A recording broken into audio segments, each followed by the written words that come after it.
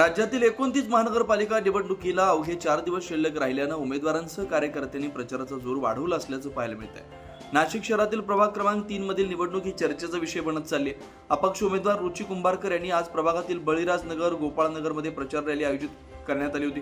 या प्रचार रॅली दरम्यान रुची कुंभारकर यांची मतदारांचा उत्स्फूर्त प्रतिसाद मिळाल्याचं पाहायला मिळालं।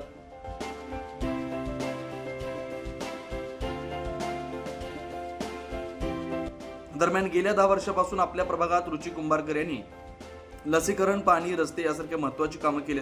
ते गेल्या 10 वर्षापासून जनतेच्या सेवेत कायम आहे। मात्र त्यांच्यावर राजकीय वरदहस्तातून अन्याय झाला असून अतिशय सुसंस्कृत आणि सुशील नेतृत्व म्हणजे रुची कुंभारकर असल्याची जनभावना सर्वसामान्य मतदारांकडून व्यक्त केली जाते। कोमल राहुल हिंगमिरे, प्रभाग क्रमांक 3 मधून रुची भाऊ कुंभारकर हे उमेदवार म्हणून निवडणूक लढत आहे। तर त्यांनी आतापर्यंत ज्या सर्व लोकांसाठी जी सेवा केली आहे, पाण्याची सेवा केली आहे, त्यांनी रस्ते बनवलेत, गटार साफ केली आहे, स्वच्छता केली आणि कोरोनामध्ये सर्वात जास्त त्यांनी घरोघरी लसीकरण होईल याची त्यांनी काळजी घेतली। तर अशा अशा असलेल्या आपण बोलणार की अशा नगरसेवकांना आणि आपण निवडून दिलं पाहिजे, एक मत दिलं पाहिजे। रुची भाऊ कुंभारकर यांची निशाणी आहे एअर कंडिशनर मत द्या आणि त्यांना बहुमताने विजय करा। जय शिवराय। आपल्या प्रभाग क्रमांक 3 मधून रुची भाऊ कुंभारकर हे 6 नंबरवर एअर कंडिशन या बटनावर बटन दाबून त्यांना सगळ्या मतदार भगिनींना विनंती आहे का त्यांना निवडून भरघोस मताने निवडून देण्यात यावे।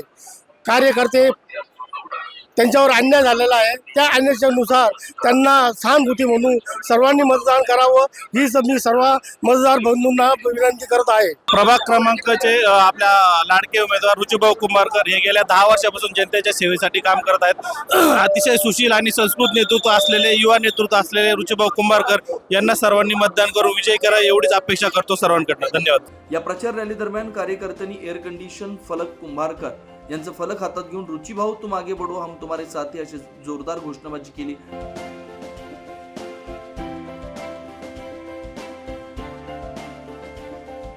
त्यामुळे परिसर दुमदुमून गेल्याचं पाहायला मिळालं। कुंभारकर ही अपक्ष निवडणुकीच्या रिंगणात उतरले असले तरी त्यांचा बोलबाला आणि वाढता प्रभाव यावरून त्यांचा विजय निश्चित असल्याचं देखील यावेळी मतदारांकडून बोललं जात आहे। 9 न्यूज महाराष्ट्र ब्युरो, नाशिक।